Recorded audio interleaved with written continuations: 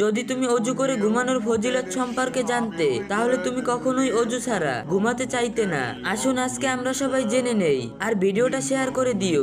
যদি কেউ তোমার মাধ্যমেই হাদিসটি জানে তাহলে সেটি হবে তোমার জন্য সদকায়ে জারিয়া।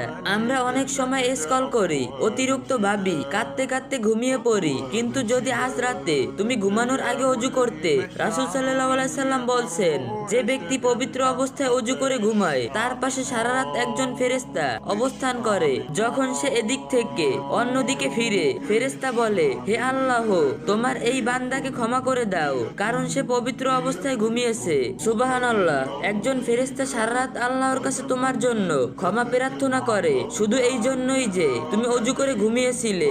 এর মানে কি জানো? প্রতিটা অশ্রু যা তুমি সেজদায় ফেলেছো, প্রতিটা পাপ যার জন্য তুমি অনুতপ্ত, প্রতিটা রাত যখন তুমি একাকী অনুভব করো, একজন ফেরেশতা তোমার পাশে থাকে, তোমার জন্য ক্ষমার দোয়া ফিসফিস করে। তাই আজ রাতে যদিও হুদায় ভারী, যদিও দিনটা কঠিন ছিল, শুধু অজু করে নাও, বিসমিল্লাহ বলে ঘুমের দোয়া পড়ে শান্তিতে ঘুমিয়ে পড়ো। জেনে রেখো, ঘুম এক প্রকারের মৃত্যু, তাই ঘুম থেকে উঠে নবীজি সাল্লাল্লাহু আলাইহি সাল্লামের শিখানো দোয়া পড়ো। আলহামদুলিল্লাহিল্লাযী আহিয়ানা বাদামা আমাতানা ওয়া ইলাইহিন নুশুর। অর্থ, সব প্রশংসা আল্লাহর জন্য, তিনি মৃত্যুর পর আমাদেরকে জীবন দিলেন এবং তার কাছেই আমাদের প্রত্যাবর্তন।